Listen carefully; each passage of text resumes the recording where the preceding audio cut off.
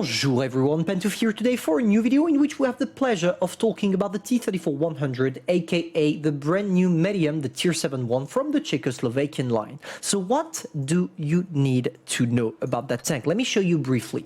First thing first, when it comes to the gun, it's actually a really nice gun if we put aside the fact that your accuracy sucks.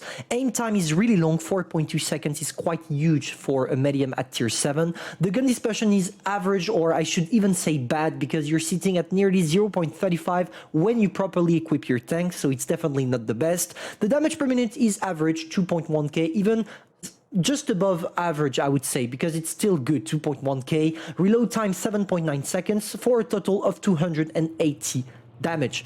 It's enough, it does the job, and you're gonna have some fun on the battlefield knowing that you don't necessarily need to use too much gold shells, as your penetration is really great, 175 with your regular shells, 250 with your gold one.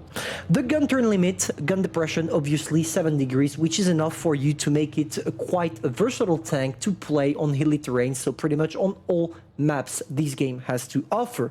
For the rest of the tank, when it comes to the mobility, great one, which will allow you to play aggressively, to take advanced position at the beginning of the game, which is really nice when you're playing with a medium tank, so no problem on that. And if we combine on top of that the turn rate of both the turret and the tracks are awesome, you will never get circled with it. How am I equipping my tank? First thing first, gun rammer, because I want to increase my DPM, enhanced gun lane drive to reduce my aim time a little bit, and finally refined gun, because without this you are really gonna struggle shooting at your targets, because without this your gun dispersion is horrific. Defense system, because I'm not gonna ram anybody. Improved assembly, because I don't have enough armor to make enhanced armor worth it. Toolbox, because enhanced track is useless. Improved optics, because I'm not a tank destroyer, so I'm not gonna camp, so I don't need a camo. Engine accelerator, to increase my mobility as much as possible, because I already told you it's great. And finally, high-end consumable, to be able to use adrenaline for a longer period of time, just in case I get myself in some trouble. One thing I want to insist on concerning that tank is that it's probably the only one of the branch that actually features some armor you will try and hope to get some bounces on. Let me explain to you briefly. When it comes to the hull, no, 85mm at the top here and 100mm the lower part of the hull. For the side armor, that's the same, 60mm here, 80mm here, so pretty much everywhere, easy to penetrate. But when it comes to your turret, you can actually do a lot of things. Why? Because you have a huge gun mantlet. And having this kind of gun mantlet allows you to bounce shells when they just hit around here, the purple area. Also, as you can see, it's extremely angled here, and trust me, even if it seems to be a small part of the tank, most of the time people will shoot here, because trying to shoot around there, their shot will probably just hit here and therefore bounce. So with this tank, hull down, not necessarily hull down, but peekaboo from an hull down position could be one of the greatest tactics to do. Concerning the playstyle of the game, guys, there are several things you can try out with this one. Basically, it's either you go through the medium side, the medium way, you play it in the traditional medium side by trying some hull down, snapshotting, peekaboo from an hull down position works the best, or you can also try to sneak your way to the heavy side. And that's exactly what we're going to try to do right now. The main problem on this map is that even if I have 7 degrees of gun depression, as my tank is quite high, I can't work from the hill, and I don't want to get shot by the possible ISU-152 camping in the back. Therefore, I'm going to try my luck in the town, and it seems like it's gonna work, because all of a sudden we start off the game with a great HE straight into the side of that AMX M445. I'm gonna try to sneak in another HE, that's why I'm waiting here, and oh gosh, it worked perfectly. We already secured 800 damage just by those 2 shots, thanks to our amazing HE. Alpha damage equals to 350. Now there is the AMX AC-46 we want to deal with. Unfortunately for us, we just managed to destroy the tracks without doing damage, but it's not a problem. What are we gonna do now? We see, if we take a look at the map, I'm gonna take a closer look, like this. If you take a look at the map, we have those 2 tier 7 bottom tier tanks that are in the cap circle, the AMX M445 and the AMX AC-46, but those are not the real concern. The real concern are the tank coming on the hill. So basically, the guys that are, wait, I'm gonna move myself, it's gonna be better. Wait. So those two guys, those are camping, but they are close to here, so it's not a problem. But here, as you can see, they are rushing through because there is nobody there. So always check your map, guys, and you're gonna see why it's important to check your map. I'm gonna check my map as soon as I kill the AMX AC-46, and I think, hey, you know what? We are quite exposed through the middle. If they try to rush through, they could actually break our defenses. So I decided all of a sudden to come back, help the Pantera on the TVP VTU. Unfortunately for me, I did not have any HE shells. I would have greatly have some HE shells to sneak some on the TVP, but I didn't. But it's not a problem. We're still gonna go in. We sneak the second shot on the TVP. I'm bursting out adrenaline to try to shoot the TVP without taking a shot back. I'm gonna try, but unfortunately for me, he still managed to sneak a shot and the Pershing as well. Not a problem. We secure our second kill, and now I'm gonna come back to a safe position because I'm still bottom tier and I don't want to face any tier 8 by my own right now. I'm using my mobility to come back as soon as possible, and that's the moment of the replay where we're gonna use the mobility. We kill off that AMX, there is the 112 Glacial and the ISU, and I'm gonna try something not a single one of them were expecting.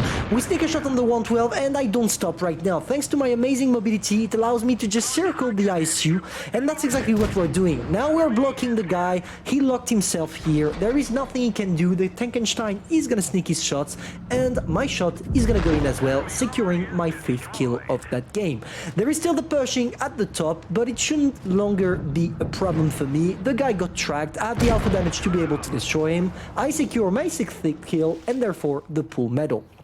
This is how to play the T-34 100 when you go with the rest of your heavies. You don't try to take shots through, but once you have to use your mobility to help your allies pushing through, you will do that. Now, let's take a look at what happens when you play this tank the medium way.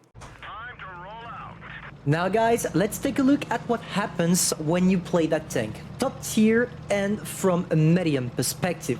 Let me give you some examples of what to do, and this game illustrates it perfectly. What you want to do is trying to get yourself in a position from which you can only show your turret, and every time you're reloading, you go back to a safe position. Here, for example, I sneak my shot on the T-43, and I'm not trying to stay in front of them to take some shots, because I could actually get penetrated, even if I'm in my gun mantlet, if the shots they're shooting are lucky enough to penetrate. So instead, what I'm gonna try is wiggling like I'm doing right now. Wiggling allows you to increase the chances of your opponents to shoot at parts of the turret that are literally impenetrable. Switching to HE there on the Skoda, allowing me to do nearly 400 damage. There is the icebreaker in the back, and you're gonna see through the whole replay that I don't know what I did to that icebreaker, but I think I owe him money because he's gonna focus me all the time until he dies. You're gonna see it's quite fun to watch.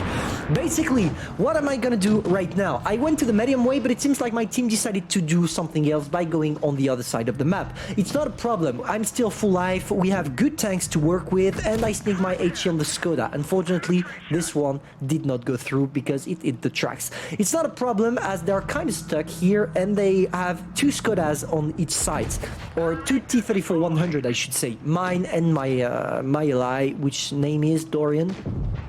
So I'm not gonna bother too much here. I'm not gonna bother simply because there is nothing to bother about. They are already dying. Instead, I'm gonna focus on the icebreaker, which really wants to get some shots on me. And look at how lucky that guy was on his 2 shots on the move. I didn't know icebreaker had such a good accuracy. I might give it a second try after that review.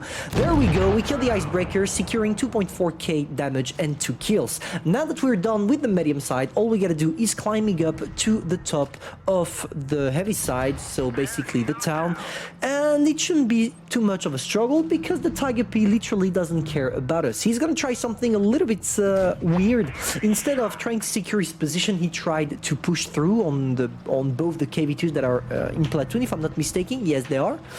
But it's not a problem. Now, thanks to our great mobility, we're gonna try to climb up to catch up that Tiger P and possibly getting our 4th kill. So there we go, we used the mobility. You're gonna see that the guy really wanted to shoot me as well. He missed, luckily for me. And now, all we gotta do is trying to get the last shot. But unfortunately, as my reload time is quite long for a tier 7 tank, I don't get the kill. But I don't care, I still managed to pull out 3k damage, which is fine, which is a good game. Now, you have all the keys to play that tank correctly. Either the medium side, like I did here, playing quite aggressively, or the heavy side, in which you will have to play it a little bit more subtle, waiting for your allies to take shots for you, or waiting for you to have an opportunity to circle them thanks to your mobility. If you enjoyed that review, feel free to subscribe, like, and share, and I'm going to see you soon for a new replay. See ya!